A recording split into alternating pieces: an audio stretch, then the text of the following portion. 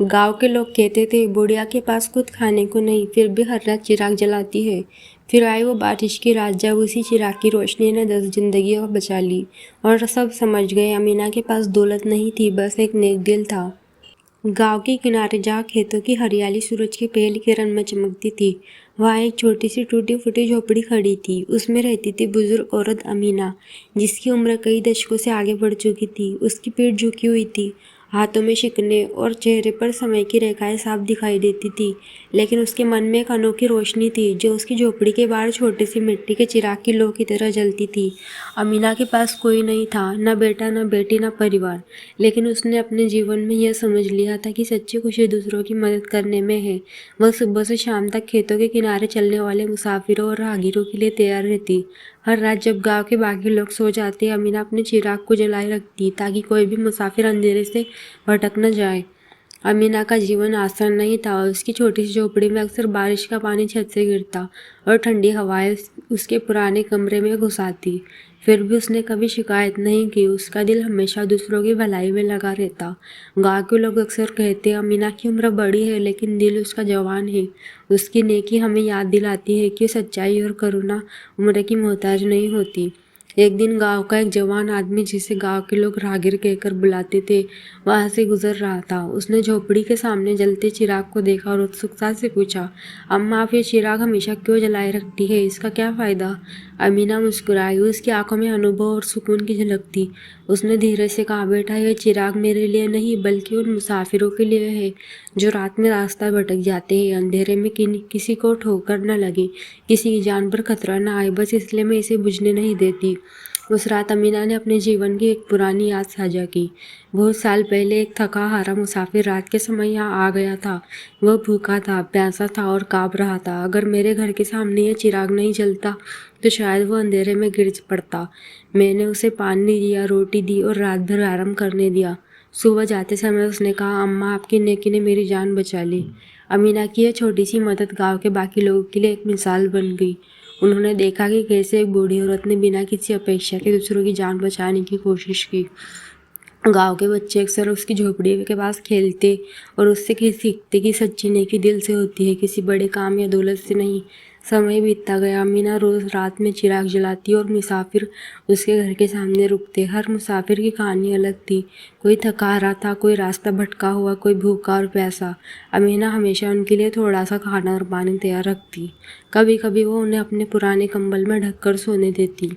एक बार गांव में भीषण बारिश आई। नदी का पानी बढ़ गया और गांव का मुख्य रास्ता बंद हो गया। कई मुसाफिर फंस गए। अमीना ने बिना किसी की झिझक के अपने घर के दरवाजे खोल दिए। उसने सभी को चाय और रोटी दी और उन्हें सुरक्षित रहने के लिए जगह दी। अगले दिन गांव के लोग आए और उसकी मदद की सराहना की। उन्होंने कहा, अमीना, आपकी नेकी ने कई लोगों की जान बचाई है। आपका चिराग केवल रोशनी नहीं बल्कि आशा का प्रतीक है। अमीना ने हंसते हुए कहा, मेरे लिए खुशी यही कि किसी की मदद करना, किसी का दिल हल्का करना, इससे बड़ी कोई दौलत नहीं होती। मैं बस इतना चाहती हूँ कि कोई मुसाफिर रात में अंधेरे में भटक कर परेशान न हो।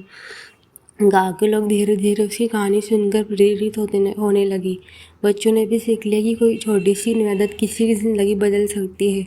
कोई राहगीर भूखा है तो रोटी देना नेकी है, कोई रास्ता भूल गया तो पानी देना नेकी है, और एक छोटा सा चिराग जिसे हम अक्सर अनदेखा कर देते हैं, किसी के लिए जीवन की रोशनी बन सकता है। अमीना की झोपड़ी अब केवल उसकी रहने की जगह नहीं रही, यह गांव के लोग और मुसाफिरों के लिए आशा और स्नेह का केंद्र बन गई। लोग उसे अक्सर आशीर्वाद देने आते और कभी कभी अपने पास से थोड़ा सा तेल, रोटी या चादर दे आते ताकि वह चिराग हमेशा जलता रहे।